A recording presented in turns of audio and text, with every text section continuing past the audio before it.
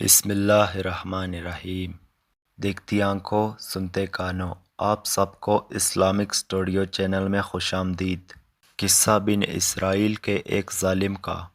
یزید رقاشی رحمۃ اللہ علیہ کہتے ہیں کہ بنی اسرائیل کے ظالموں میں ایک ظالم اپنے گھر میں بیٹھا ہوا اپنی بیوی سے تخلیہ کر رہا تھا۔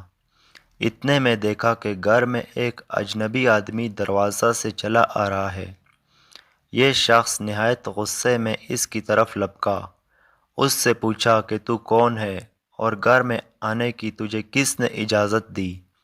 اس نے کہا کہ مجھے اس گھر کے مالک نے اندر آنے کو کہا ہے، اور میں وہ شخص ہوں جس کو نہ کوئی پردہ روک سکتا ہے اور نہ بادشاہوں کے پاس جانے کے لیے مجھے اجازت کی ضرورت ہوتی ہے، نہ کسی ظالم کے دبدبہ سے ڈرتا ہوں، نہ کسی مغرور متکبر کے پاس جانے سے مجھے کوئی چیز مانع ہوتی ہے۔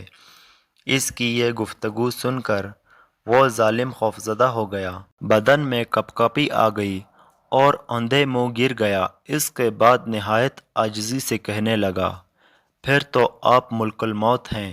اس نے کہا کہ ہاں میں وہی ہوں۔ صاحب مکان نے کہا کہ آپ مجھے اتنی مہلت دے دے کہ میں وصیت نامہ لکھ دوں۔ فرشتے نے کہا کہ اب اس کا وقت دور چلا گیا، افسوس کہ تیری مدت ختم ہو چکی ہے، سانس پورے ہو گئے اور تیرا وقت ختم ہو گیا، اب تیرے لیے ذرا سی تاخیر کی بھی گنجائش نہیں۔ صاحب مکان نے پوچھا کہ آپ مجھے کہاں لے جائیں گے؟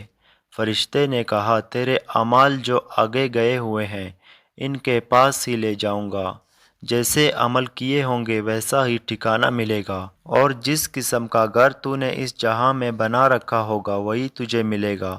اس نے کہا میں نے تو نیک اعمال کچھ بھی نہیں کیے اور نہ کوئی عمدہ گھر اپنے لیے اب تک بنا رکھا ہے۔ فرشتے نے کہا سورۃ المعارج کی طرف اشارہ، جس کا ترجمہ یہ ہے کہ بے شک وہ آگ ایسی دیکھتی ہوئی جو کھال تک کھینچ لے گی، اور اس شخص کو جس نے دنیا میں حق سے منہ پھیرا اور بے توجہی کی وہ آگ خود ہی بلا لے گی، اپنی طرف کھینچ لے گی۔ اس کے بعد اس فرشتے نے اس کی جان نکال لی۔